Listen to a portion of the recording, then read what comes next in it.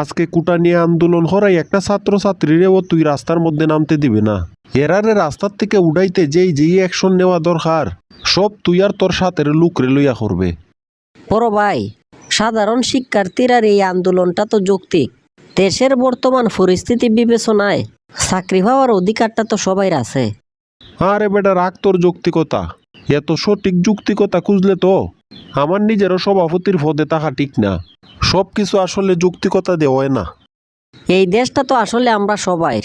আমি নিজেও যেহেতু পড়ালেখা করতেছি, আর আমারও যেহেতু মুক্তিযোদ্ধার কোনো কোটা নাই, সাধারণ শিক্ষার্থী হিসাবে একটা চাকরির আশা তো আমিও করি।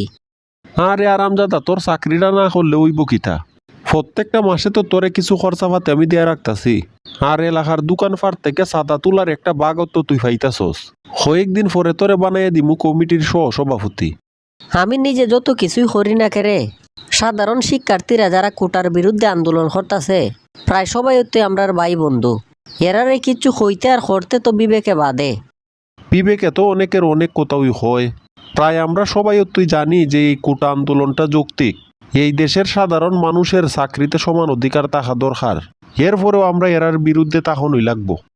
আচ্ছা ঠিক আছে, তাইলে কিছু খরচাপাতির টাকা পয়সা দিন। রাস্তায় থাকার পাশাপাশি চা নাস্তা সিঙ্গারাও তো খাওয়া লাগবো। এইসব চা নাস্তা সিঙ্গারার টাকা পয়সা তুই আবার তোর পকেটে ঢুকাইস না।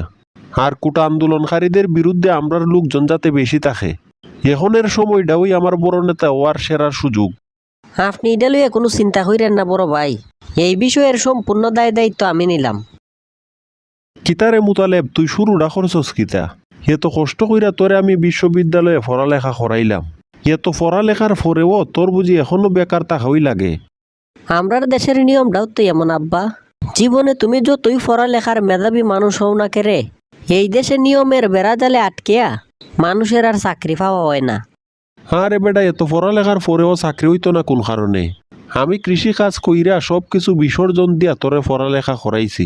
ভাবছিলাম যে বালা একটা চাকরি অন্তত তুই পাইবে, কিন্তু এটার তো কোনো সম্ভাবনাই নাই। যোগ্য মেধাবী প্রার্থীরার চাকরির সম্ভাবনা কম দীক্ষা উত্তই এখন সারা দেশের শিক্ষার্থীরা কোটা সংস্কারের লাগে আন্দোলন করতেছে। আমি নিজেও এই আন্দোলনে গিয়ে যোগ দিতাছি। আরে কইতাছস কিতা? এই দেশ তো স্বাধীন হইছে অনেক আগে, 1971 সালে।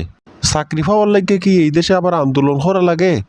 তোমরা যারা ছেলে মেয়েরে ফরাইতাছো, অভিভাবক হিসাবে আছো, তোমরা তো ভাবো ছেলে মেয়ে পড়ালেখা করছে এখন চাকরি হয় না কোন কারণে। কিন্তু আসল সমস্যা তৈল গুড়ার মধ্যে। সব কিছুতে ফাঁস কইরা চাকরির পরীক্ষায় যোগ্য হইলেও এই কোটা ব্যবস্থার কারণে চাকরিটার পাওয়া হয় না। তাইলে এই দেশে আর পড়ালেখার মূল্য রইল কই? সবার তো তাইলে কাজ কাম করাও উত্তম।